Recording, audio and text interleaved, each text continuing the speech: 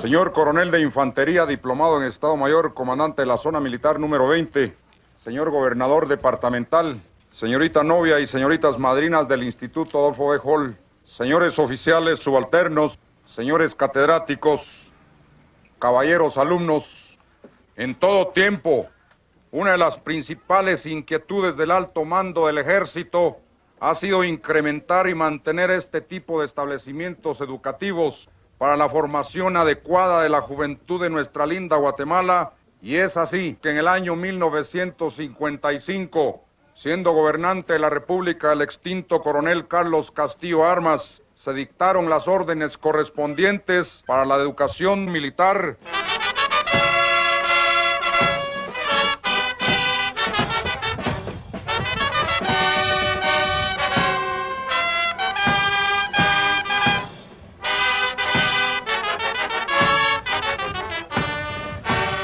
El grupo subversivo que ha actuado aquí de unos años atrás se puso un nombre muy sugestivo, por decirlo así, Ejército Guerrillero de los Pobres, pero realmente de los pobres nada, porque fue en contra de los pobres como fue su actuación.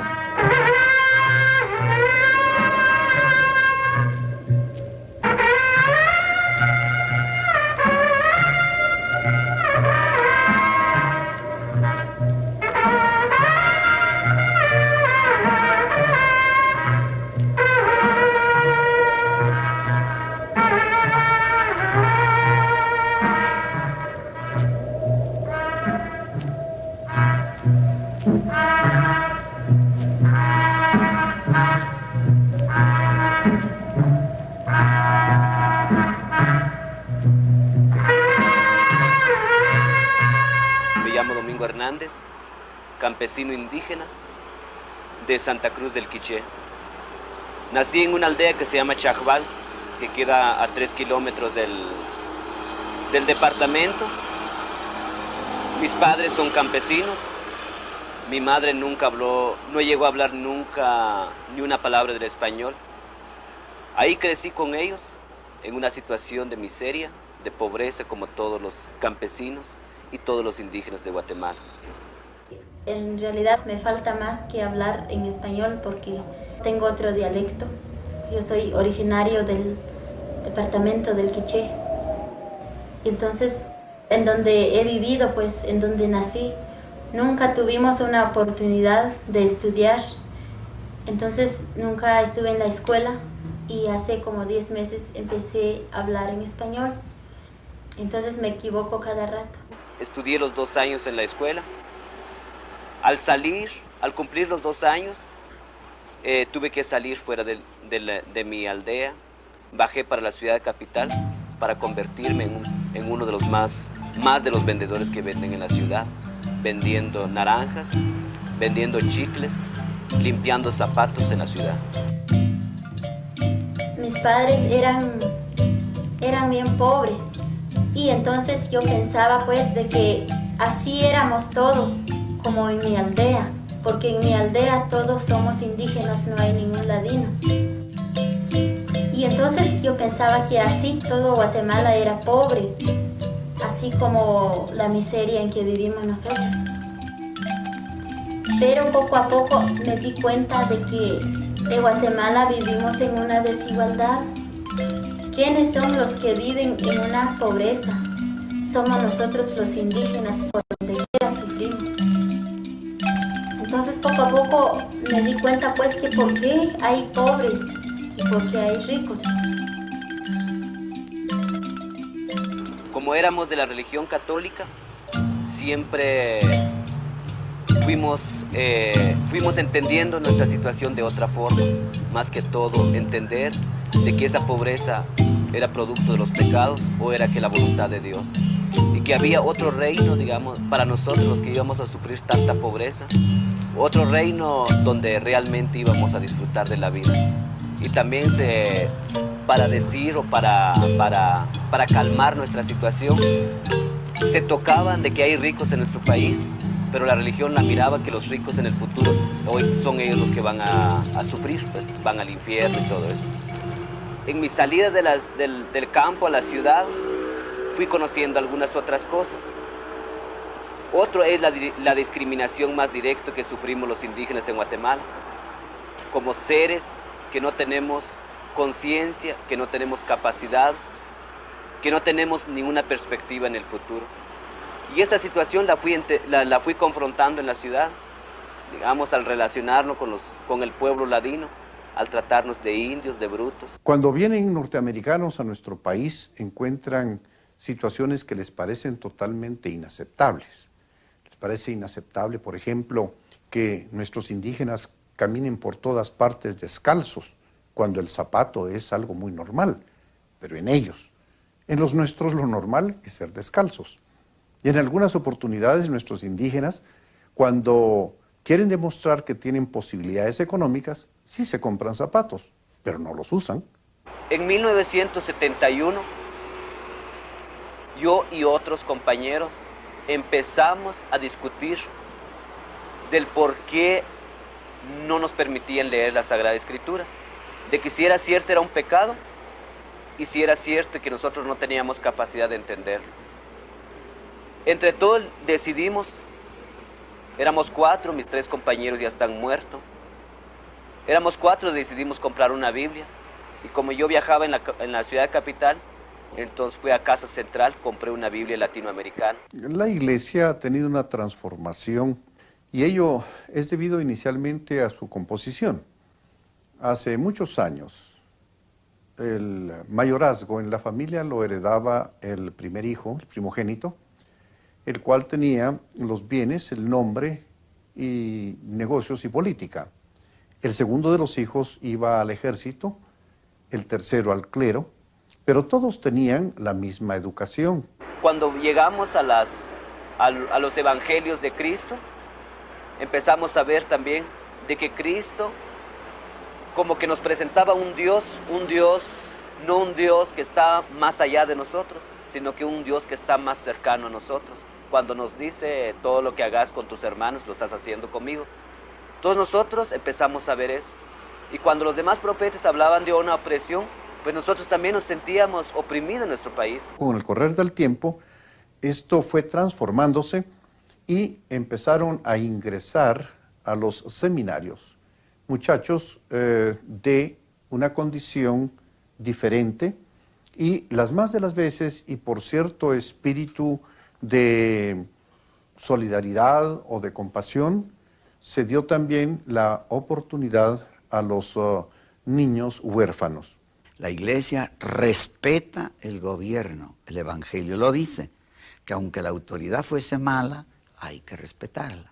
Cristo dijo, más fácil entrará un camello por el ojo de una aguja que un rico por las puertas del cielo. Y cuando dicen esto se refieren a una aguja de coser. Pero en aquella época agujas eran unos torreones que tenían pórticos por los que sí pasaban camellos, con alguna dificultad, porque estos se usaban únicamente durante la noche para evitar que por los portones de las ciudades amuralladas penetraran los vándalos en correrías nocturnas para apoderarse de lo que no era de ellos. Que ustedes saben, que yo lo he dicho muchas veces, si yo no hubiera sido sacerdote, hubiera sido militar, porque me gusta la vida disciplinada. I was working up in the highlands with the Indians, and I very quickly, when I say quickly, within a year of being in Guatemala, decided that to preach to them the spiritual benefits of my message was really being unfair when they were so preoccupied with just feeding themselves. And so I began to develop more and more time to work with cooperatives. Los humildes heredarán la tierra es algo que también es mal interpretado, porque Cristo dijo los humildes, no los haraganes. I put up the church lands as collateral, which I legally shouldn't have done, and gotten a loan from a local bank in Quetzaltenango, and we bought a truck in order for the people to take their wheat down to and sell it themselves and bring in their fertilizer. And also they were producing lime, and a group of local landowners got to the truck driver and asked him to run the truck off a cliff. He was a Ladino himself, and all the members, he was the only Ladino in the cooperative, all the other members were Indians, and he refused to do it, and he told me that about the incident, and about 2 weeks later he was forced off the road and into a ravine, and we lost the truck, and I realized just how determined these people were. En la época a la que me refiero, era muy normal que alguien con hacha, con alfanje o como fuera, se apoderara de los bienes e inclusive de la familia del vecino, al cual liquidaba tranquilamente, y así incrementaban sus bienes. If I had been named by the bishop to form cooperatives, not only in my own parish, but in other parishes in the diocese, because we were being so successful, and a president in another cooperative got killed shot by the mayor and the largest landowner in the area, and we could do nothing about it. I went to see the governor, who was a military man, and he told me that as a priest I shouldn't be messing in politics and in economics, that it wasn't my business, and that was the kind of thing that was going to happen to the people. Pero uno de los compañeros que creo que estaba más avanzado en el grupo fue cuando él me dio la explicación de que él no estaba en contra de lo que yo estaba haciendo, pero me decía, es que esto, mira, Mingo, en Guatemala no solo son los pobres que hay aquí en Santa Cruz del Quiché, los pobres están regados por todo el país y hay gran cantidad, más de la mitad de nuestra población. Y por otro lado me dijo que también podés haber regalado unos 2 o 3 quetzales, pero esta gente, la necesidad que tiene, jamás las vamos a poder cubrirlas. ¿Por qué? Porque ellos tienen la necesidad día tras día. Día tras día. Fue cuando todo con ese pensamiento también fuimos viendo, bueno, lo que tenemos que hacer es organizar a nuestros compañeros campesinos, a los indígenas, a los ladinos pobres también de otras regiones. Fue cuando empezamos a organizar, y la organización fue totalmente basada principalmente en la Sagrada Escritura. And it was after giving a sermon one Sunday on the Good Samaritan, and a man who was head of one of the cooperatives, he came up to me, and as a lot of the people generally do, he said, that was a very good sermon you gave this morning, Padre. And I said, well, thank you, Francisco. And he said, but tell me, if the Good Samaritan had come around the corner, say, around the bend in the road about a half hour earlier, an hour earlier, and he found the thieves beating up on the man from Jericho, instead of just finding his body there and helping him, they actually came upon the thieves beating up on the man. What would the obligation have been then? And I knew where he was going, and so being rather clever at answering these kinds of questions, I said to him, well, what do you think his obligation would have been, having been educated by the Jesuits, you know? And Francisco said, well, I think that his obligation, Christ would have wanted him to go in there and stop those men from robbing and beating up that man. And I said, yeah, that's right. And he said, but he wouldn't be able to stop them by wringing his hands and saying, oh, please stop, please don't do this any longer. He said he would have gone in there and had to use physical force to stop them. And he may have hurt some of them. And I said, yeah. He said, well, if you agree with that, why do you keep preaching that we should not protect ourselves and protect our loved ones? Why do you keep preaching that we're supposed to stand around and wring our hands while they kill us and rob us and take advantage of us? And I said, I don't really preach that. He says, well, as far as the people are concerned, that's what you're preaching, because you never tell us what it is we're supposed to do. Los primeros intentos que hicimos de pedir, digamos, de luchar por maestros, de luchar por esto no fueron respondidos por el gobierno. No fueron respondidos. En algunos casos fue, digamos, la cuestión de las amenazas, de esas reivindicaciones por la escuela, por la tierra, por un mejor maestro, por un centro de salud, por una carretera. Algunos de nuestros principales dirigentes que promovieron esto, inmediatamente por el gobierno fueron acusados de comunistas. La subversión había sentado sus bases a través de muchas formas, y una de ellas fueron los grupos religiosos. Yo hice esa denuncia hace varios años y tuve problemas por eso, pero años después se me dio la razón que el movimiento en el altiplano guatemalteco, que en la parte indígena, fue impulsado indiscutiblemente por padres, monjas, extranjeros, más que nacionales. Solo así nos explicamos cómo los indígenas pudieron sublevarse. Se formó alguna base preparada políticamente de antemano y que se llamó Comité de Unidad Campesina, el famoso CUC, que por medio o por intermedio de esos religiosos que digo, lavaron la mente, cambiaron el pensamiento de muchos pobladores con el engaño, con la mentira, como es común y como es táctica de los comunistas, de decirles que van a tener tierras, un gobierno mejor, un gobierno para el pueblo, que eran pobres, etc. El Comité de Unidad Campesina en un principio era una organización real para luchar por las reivindicaciones inmediatas del pueblo. Pero estas reivindicaciones, realmente la respuesta del gobierno fue la represión y las masacres. En esa oportunidad en que fui designado a esta zona militar, a este bello departamento del Quiché, en el altiplano de Guatemala, la situación estaba bastante difícil para la población que se asentaba en todo este departamento. I began going down there in 1966, and at that time the insurgency was underway up in the northwest in the highlands. The training basically was being carried out by special forces people from Panama. Guatemalans have gotten in the 60s a certain amount of training from us. A number of, at least some of the senior officers, you still can tell that, and that's been good.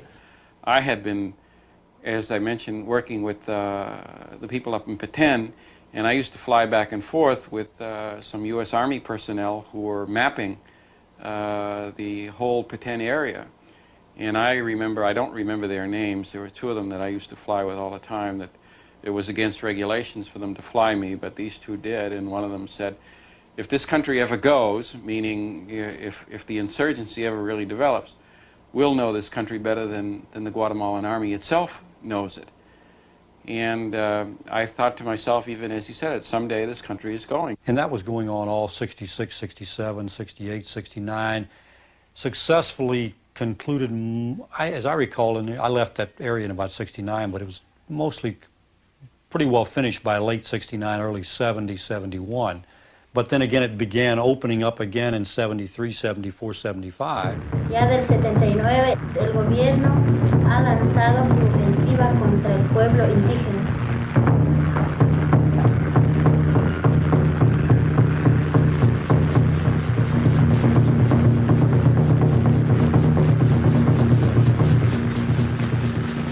Nos dijeron quiénes querían ir al Quiché. Hubieron unos que estuvimos de acuerdo y otros que no, porque muchos policías y soldados estaban muriendo. Entonces se seleccionó el personal que iba para el Quiché.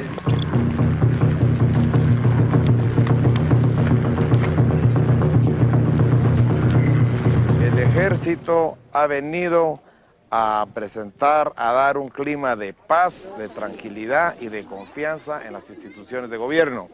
Y realmente quienes han perdido la bandera de la población, que es la base de ese grupo guerrillero, han sido ellos mismos con sus acciones.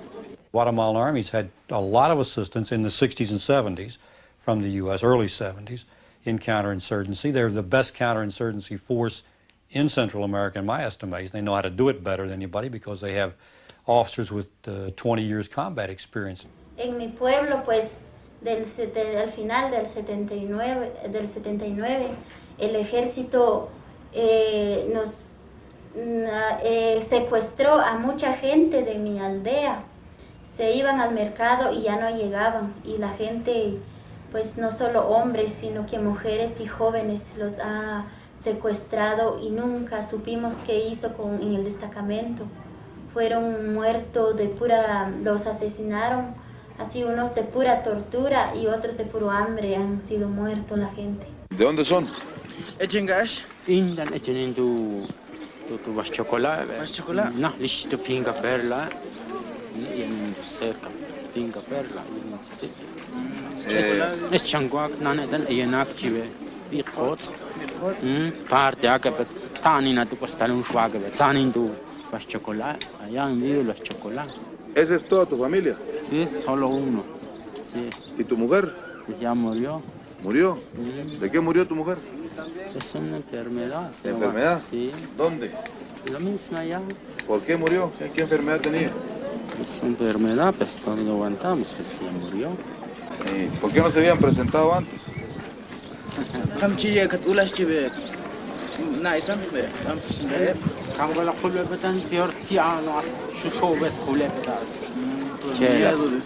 Por miedo. Hay una aldea que se llama Las Cruces, que está delantito de La Libertad, ahí mismo en el Teco.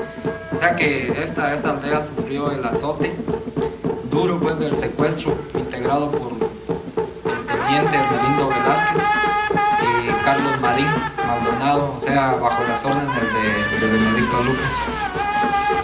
Iban a secuestrar personas a Las Cruces. En una oportunidad me acuerdo cuando me dijo el teniente, hoy en la noche tenemos un trabajito de que necesito días de particular. Se sacó a un humilde campesino. Y entonces inmediatamente que lo subimos a la camioneta pick-up, salió a una gran velocidad de camino de terracería, como a 70 kilómetros por hora. Entonces por la desesperación, Este campesino, por salvarse, se lanzó de la camioneta. Y cuando este se lanzó, iba un muchacho un policía militar que había sido caibil, y este se lanzó el caibil también, y este sí cayó parado, y agarró la pistola y le tiró un balazo, y desgraciadamente se lo pegó en la mera frente. Lástima grande que no pudieron ir a Chajul, Nevaj y Cotzal, porque se hubiesen dado cuenta ustedes el apoyo que tenemos ya de toda la población. Es decir, que la población de ahí estaba involucrada con los subversivos por amenazas y porque realmente nosotros no habíamos proporcionado mayores seguridades.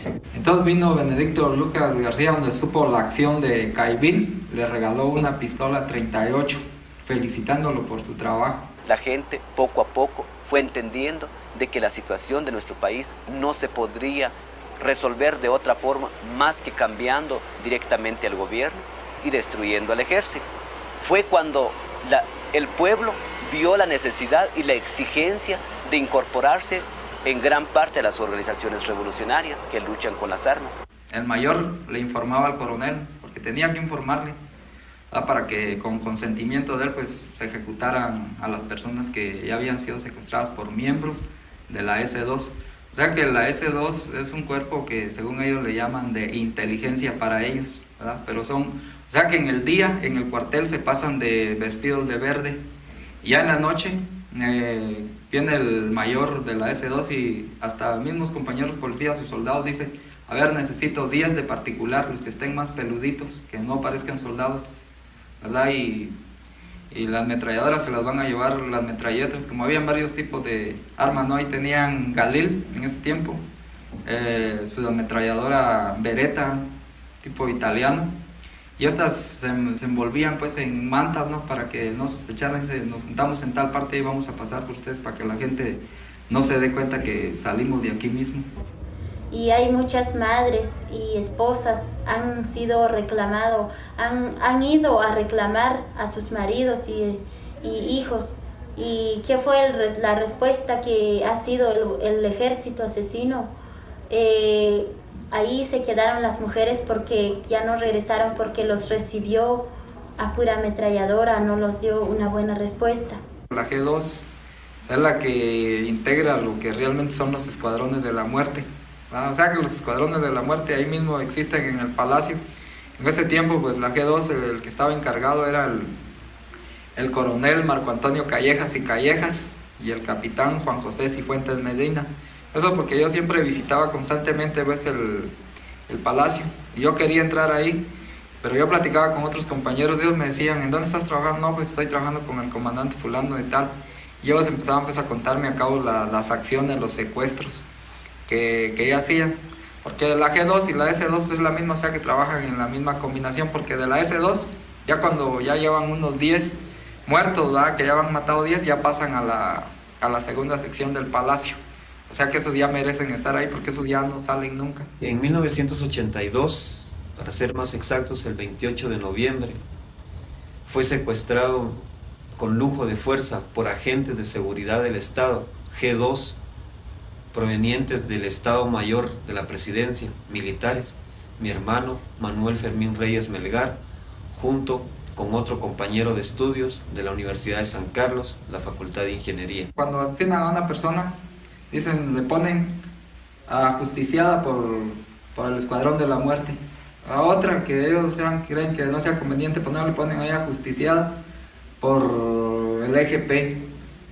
A otras ajusticiadas por el ESA, el Ejército Secreto Anticomunista, ¿verdad? Pero, o sea que las órdenes y todo eso, de ahí mismo sale pues, del Palacio. Mi hermano, según cuenta este compañero, no aguantó en cierto momento estos electroshocks que fueron puestos en los testículos y en partes vitales del cuerpo, como fueron los oídos y en los pies. Incluso le tuvieron que dar masaje en el corazón para resucitarlo.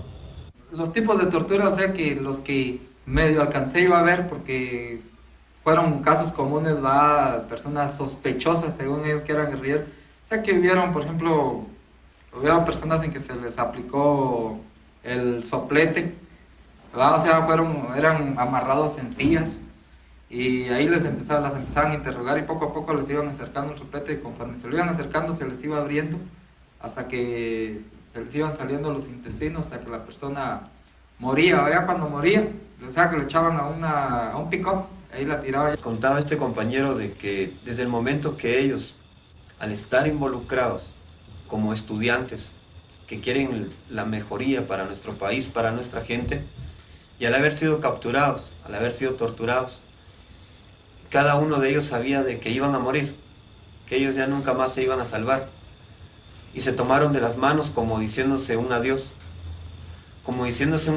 y diciéndose dentro de ellos también de que aunque ellos muriesen, aunque ellos fuesen desaparecidos para siempre de esta tierra, nunca podían entregar a otras gentes más. Recibí 3 atentados realizados, alrededor de 7 tuve que evitar, que no se llegaron a realizar, y en estos 3 atentados pues sí se me trató de matar. Una vez enfrente a la Democracia Cristiana, a la sede del partido, se me disparó como 12 minutos seguidos, murieron algunas gentes. Nos defendimos porque decidimos desarrollar un proceso de autodefensa para poder resistir dentro del país. Después se puso una bomba en un avión que yo iba a viajar, que estalló antes de tiempo. Ahí sí fue realmente pura suerte, que no haya pasado nada. Y por último, el último atentado famoso fue porque me atacaron en mi casa con bazucas y destruyeron media casa. Tuvimos que defendernos también con armas. Es una guerra sucia, pero es una guerra. Y en esto se trenzan los grupos en una forma tremenda. Looking back at the history of insurgencies throughout the world, whether it be in Malaysia or in the Philippines or in North Africa, Kenya, you're quite right. Brutality is part of the scene. It's unfortunate, but it's true. El origen de esta idea pudo haber estado en el MLN. Ellos se calificaron a sí mismos como un partido de la violencia organizada y la utilizaron para convertirse en una alternativa política en el país, trabajando en contra de Arbenz, organizando un ejército de invasión. Después ellos han tenido siempre el uso de la fuerza militar entre los partidos políticos y han tratado de mantenerse en íntima vinculación con los gobiernos de turno y con los organismos de seguridad para poder operar suprimiendo a sus adversarios. Que hemos ganado varias elecciones, que hemos puesto varios presidentes, que en realidad nunca hemos logrado gobernar. Hasta el año 82, que yo fui nominado candidato por un partido para presidencia. Lo que querían era eliminar a sus opositores y no competir con ellos. De esto, después, con asesoría técnica de los organismos de seguridad y probablemente alguna asesoría extranjera, fue que se desarrollaron pues y se sofisticaron todos los escuadrones de la muerte. There were a number of people being trained at the Inter-American Police Academy in both intelligence gathering and security techniques, in interrogation techniques, and in the field in Guatemala, there were also additional people being trained on the job down there when they got back from the school or were trained by people who had been to the school. I used to ride the school bus a lot to pick up children so that they wouldn't be just the driver and the children, there'd be one of us supervising that. And in riding the school bus one morning, I have a very vivid memory of this, seeing a stop sign said alto. It's just in the same shape and color as ours, except that instead of stop it says alto. And there was a white hand that had been stenciled right over it. And then I saw another one and another one. And I asked the bus driver, what are all these white hands doing around here? Is somebody fooling around or something? And we were alone in the bus. And he hushed up and he looked around and he said, that's the sign of the Mano Blanca, the white hand. It's an anti-communist vigilante group, and they're going around killing communists. Mano Blanco was going to be a counter-terror organization, was going to get rid of the terrorists, and in fact it became the terror organization and still is. One of the owners of the plantations that was, who had children in the Maryknoll Sister School and whose plantation the Maryknoll Fathers were invited for vacation, was one of the main sponsors, one of the main bankrollers of the Mano Blanca, and we stopped going there. During that time, there was an organization called the Mano Blanca. I think, however, that during the Méndez administration, that it's fair to say that the Guatemalan government of President Méndez was not supporting and did not approve of the activities of the Mano Blanca. Sandoval Alarcón's connections began with the security apparatus in the early 60s, and then that was put in from a CIA operation or a security operation. It was then expanded into a political Guatemalan operation. Now, whether the money from the agency continued to come in, I don't have any idea. But I certainly know that was the outshoot, it seems to me, of the security operation which was going on that late 50s, early 60 period to eliminate the basis of the guerrilla movement. Se me ha tachado de todo. Se ha dicho que somos drogas y escuadrones de la muerte, que tengo un ejército privado de 4,000 hombres y muchas cosas más. Pero no lo somos. Hubo una oportunidad que estaban comentando compañeros que yo había conocido que habían sido guardaespaldas de Sandoval Alarcón cuando fue vicepresidente de la República. Tal vez recuerda cuando Shell era gobernante, que tenía él en su finca un terreno con suficiente agua, pues, donde tenía una especie de sauros, de lagartos, pues, muy feroces, y todo aquel que era capturado, pues, acusado de guerrillero, pues, allá, o sea, que lo mutilaban y se lo tiraban allá a sus cocodrilos de Sandoval Alarcón. Mario Sandoval has been on the political scene in Guatemala for a long time, starting with the founding of his party at the time of 1954 and Castillo Armas's overthrow of the Arbenz regime. And I should say that he has been a target of the leftists that whole time, and whatever else one says about Mario Sandoval's activities, he's a man of courage. Por esa actitud que he mantenido permanente contra el comunismo, que he sido opuesto a varios atentados, que afuera y en mi casa, que Dios me ha permitido que siga vivo para ayudar a mi país.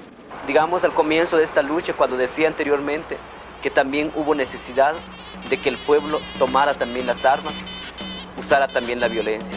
Eso nos pasó en 1980, cuando una familia reaccionaria que se llama Chabelo Tapón, de la aldea La Estancia, empezó a colaborar con el ejército, secuestrando y matando a nuestros compañeros que estaban organizados en el Cuca. En ese tiempo nosotros no pensábamos aún todavía de que teníamos que usar la violencia.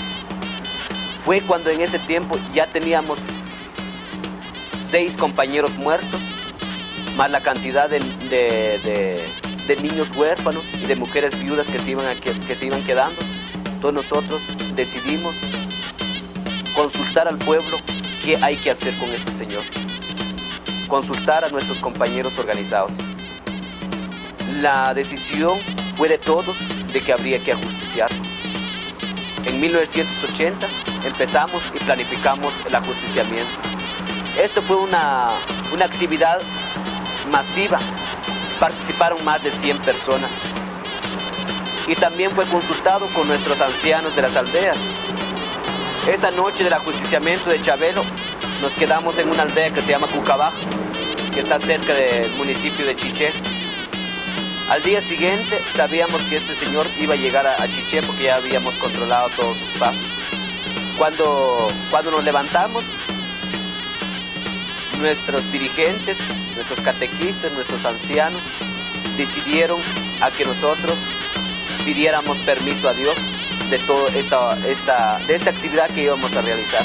En primer lugar, no era porque fuéramos asesinos, sino porque había una necesidad de frenar a esta gente. Toda la gente ya no le pertenece, sino le pertenece a las organizaciones. Y él dice, sí, pues, que son cubanos, son gentes de otros lugares, decían. Pero no, son gentes indígenas, pues, como nosotros.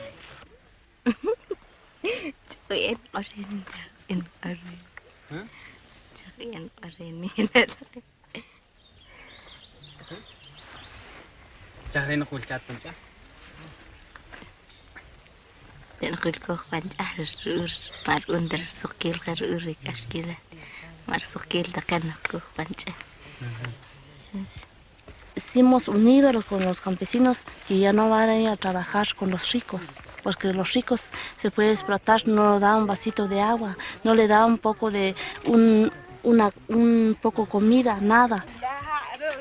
Entonces que tus pequeños, muchachos, los compañeros que se formen y van a recoger un pedazo de caña y los compañeros, Dios sabe. Entonces también van a tomar bebidita. Entonces que fue una cola aquí los guerrilleros. Dios sabe, compañero.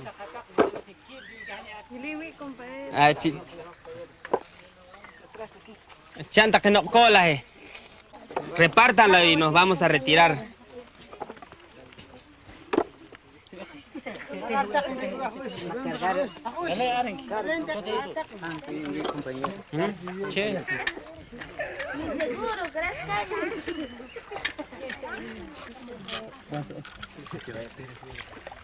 ¿Qué más? Compañero,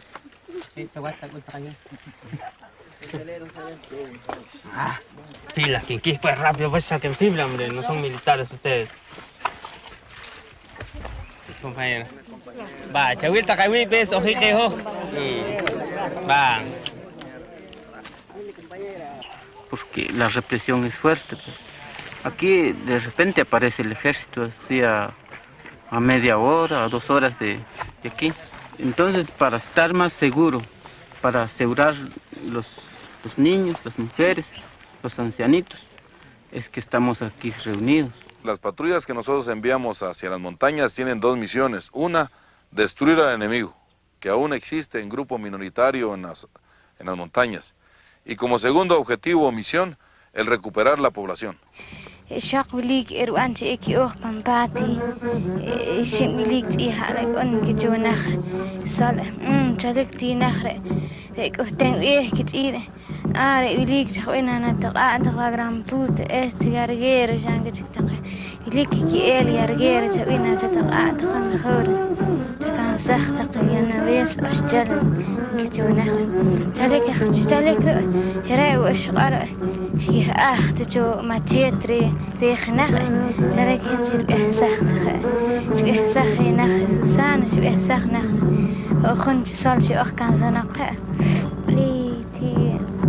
أخنتي صالتي أخ سناقة قراختين رئنا كارش بيت شاركتي قراختين تن شاركتي بام مشكلة صاحبيتين شكلة قريكشن أنا شو قراخة تصاعدين كيك إيشي وشكيها شو شنقريك شو أنا تاتين قراخ شكارين قام كاريتين كوشكاري بملاق تاتين قراخ كيميك فوتي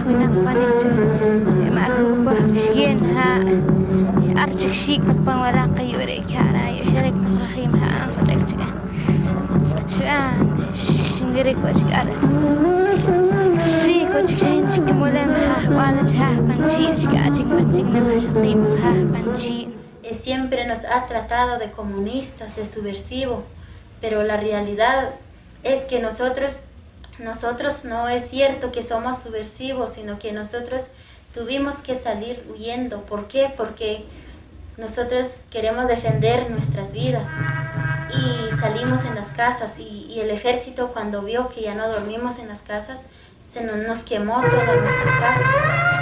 Nos dio mucha tristeza porque a pesar de que nosotros vivimos muy pobremente y después nos ha quemado todo lo que tenemos.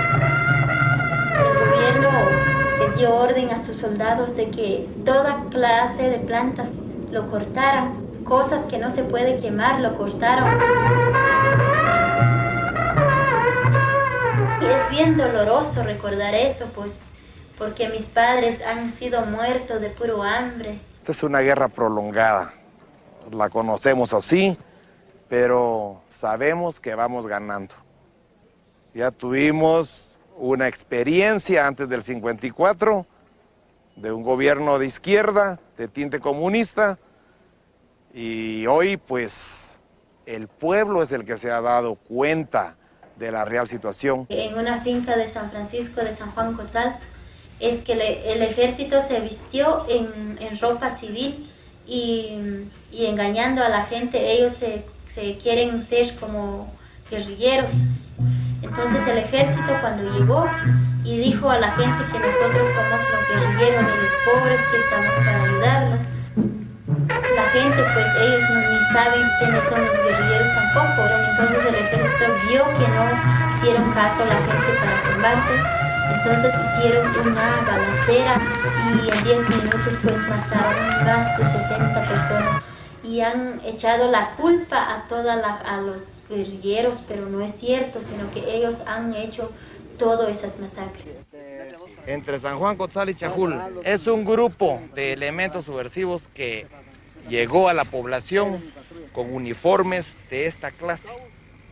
Es una aldea que se había organizado con armamento para autodefensa, pero entraron a las 6 de la mañana aproximadamente. Los pobladores creyeron que era tropa, cuando sintieron que estaban rodeados y empezaron a masacrarla. Quien no se alineó con el grupo guerrillero de los pobres, con el grupo subversivo, fue muerto, fue masacrado, y así se vieron grandes aldeas arrasadas. Ha perdido el apoyo porque se han dado cuenta de que la guerrilla lo único que trata es de explotarlos y de obligarlos a cometer actos delictivos, como encaminarlos a atacar un destacamento, encaminarlos a destruir una aldea que no está con ellos. Los empujan, los ponen adelante y los han masacrado, los han obligado. Eso es lo que pasa. ¿Cómo se llama el ejército? ¿Quién? ¿Cómo se llama quién? Usted. Coronel Mario Luna. ¿Mario? Luna. Había necesidad de hacerse uno pasar por guerrillero para llegar, para que la gente tuviera confianza con uno, exigirles comida. Ya que habíamos comido todos y muy bien, decía el coronel, no, pues hay que amarrar a todos estos indios, dijo, porque estos son los que colaboran con la guerrilla y entre ellos hay guerrilleros también. Entonces era cuando se les torturaba para sacarles información dónde estaban las armas. Unos que otros pues entregaban que unas carabinas o rifles viejos por ahí que tenían. Y luego dijo, no, pues que hay que matarlos. Y luego, o sea, todos se maniaban para atrás de las manos y de los pies. Se les hacía el corte de cachucha, que según ellos le llaman aquí en la yugular. Dejábamos nuestros sobrevivientes para cuando la prensa luego se presentaba otro grupo del ejército y la prensa. O sea que el ejército ya parecía como redentor. Queda con ustedes el oficial aquí, Mayor Caibil, que los va a llevar de acuerdo al itinerario que ya está listo, sí. Quieren saber cómo han entrado los guerrilleros aquí, cómo es que los guerrilleros han quemado sus casas. Entonces quiero yo que ustedes les expliquen a ellos. Tenemos la ayuda que le ha dado el ejército, tenemos que ir a Chajul. 10 men. I just want to say that I'm very glad to be here. I've always wanted to come to Chahul, and I hope that very soon there will be peace in Chahul and all of Guatemala. And I understand this is market day, so I hope that we can soon walk around the market. The embassy has done an enormously effective job in, by the way, the embassy in San Salvador has done the same kind of job of running all of these things down and checking and rechecking. I wish, in fact, a good number of the so-called human rights organizations who like to print reports spent as much time and took as much care in reporting as the American Embassy has. My very strong impression is some of those things are true. By no means all of them. Some of them are true. Some of them are done by the left wing, particularly one group, and they're pretty sickening, the things that the EGP has done. La gran mayoría de compañeros ya cayeron, algunos están desaparecidos. Éramos 40, ahora quedamos 5 nada más. Pero de todo esto, también la pérdida de nuestras familias. En el caso mío, con mi esposa, sufrimos la pérdida de toda su familia. Sus papás, su mamá y sus demás hermanos fueron asesinados el 8 de octubre de 1980, porque el ejército nos empezó a perseguir a los que estábamos organizando la población. Decidieron ocupar la casa porque ellos creyeron que ahí en la casa estábamos escondidos, y al no encontrarnos mataron a todos. Fue bastante difícil, pero se logró rescatar al pueblo, se logró de que se tuviera la confianza. ¿Ah? Es muy dulce.